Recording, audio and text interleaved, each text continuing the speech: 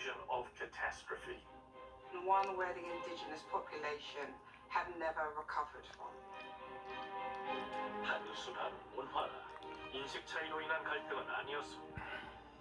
최초의 선단은 치명적인 적을 함께 데려왔죠. 바로 질병입니다. The impact of the diseases that the British brought with them to the east coast of Australia was devastating, particularly in those first few years. 호주 원주민들에겐 유럽에서 온 질병을 이겨낼 면역 체계가 없었습니다. The bays and the rocks were just filled with Aboriginal bodies, and that would have a devastating impact. 원주민들의 수가 무시무시한 속도로 줄어들자 대영 제국은 호주를 정복하기로 마음먹습니다. Having a foothold in that part of the world, it fulfilled a number of different ambitions for the British. It had geopolitical benefits for Britain, and there is this competition between different empires for territory.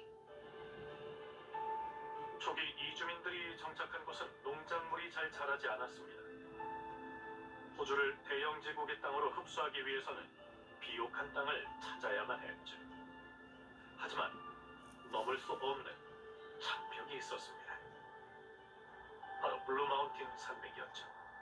Various people had tried to push their way through, but they'd done a very European thing of following the rivers up the valleys, and wherever they got up into the upper reaches of these rivers, they just found impenetrable cliffs. 1813년 세 명의 유럽인 블랙스랜드, 웬투어스, 로선이 산맥을 정복하겠다고 나섰습니다. 21일 후 이들은 임무를 완수하죠.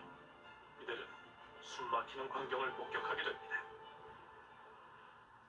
They crossed the barrier and found these very wide open plains on the other side. They opened up a source of wealth in the interior that was just so much larger than anything that was on the coastal fringe. They could grow crops. That was not possible at scale on the eastern side of the range.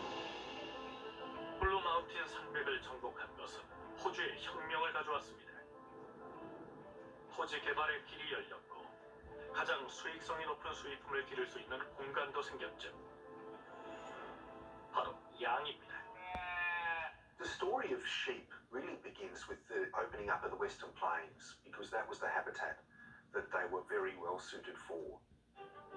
최초의 선단으로 호주에 온 양은 총 29마리였습니다.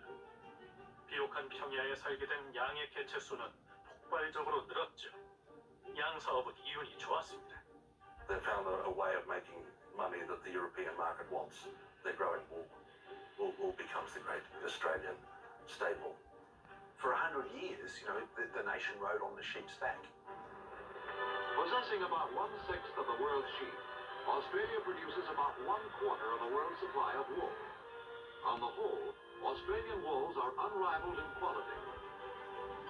1860년 호주에서 키운 양은 2천만 마리에 달했습니다. 양과 무역이 활발한 가운데 호주 정착민들의 명성은 꽤 높아졌죠.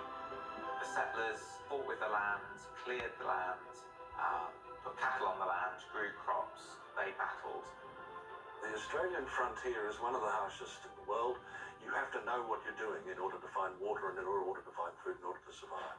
People don't realise this, but this is deeply ingrained in the Australian mind. 생존을 위한 초기 투쟁 속에서 호주의 전설이 탄생했습니다. 바로 부시맨 정신이죠.